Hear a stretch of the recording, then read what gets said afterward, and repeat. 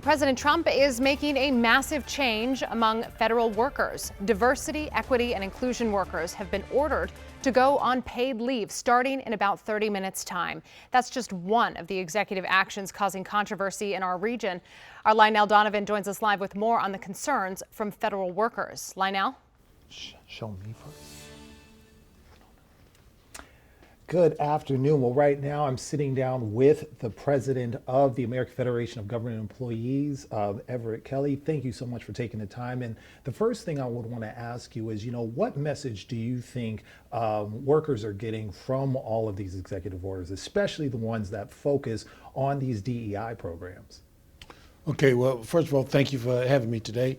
Now I think, first of all, I need people to understand, I need everyone to understand that DEI is not affirmative action, okay? People are very upset because of the misconception.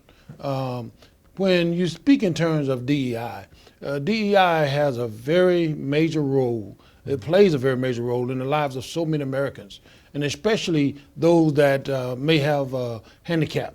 That could normally do their job, with the exception of, they need some accommodation. And the ones that look for that accommodation for that employee is the person that worked at DEI, because that's what it is. It's inclusion and making sure that everybody feels safe in the workplace. Right. And one thing, we talked a little bit earlier about how these DEI programs and initiatives, really impact veterans that are also federal workers. Can you talk a little bit more about that?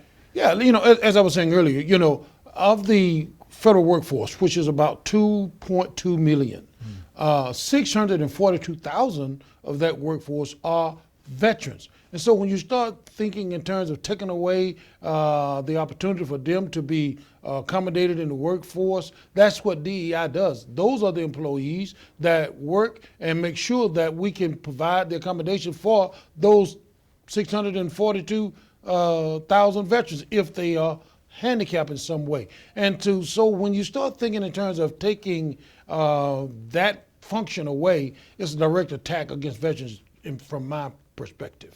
All right. And another thing that these executive orders focus on is, it's hiring freeze, for federal agencies. How is that going to impact work moving forward?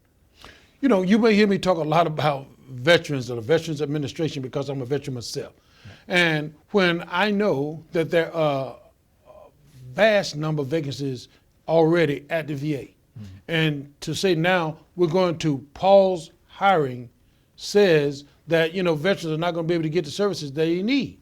If you're going to pause hiring for 30 days or 90 days or whatever, should a veteran have to wait for 30 days till, people come, or rather the agencies honor the position that they promised to someone?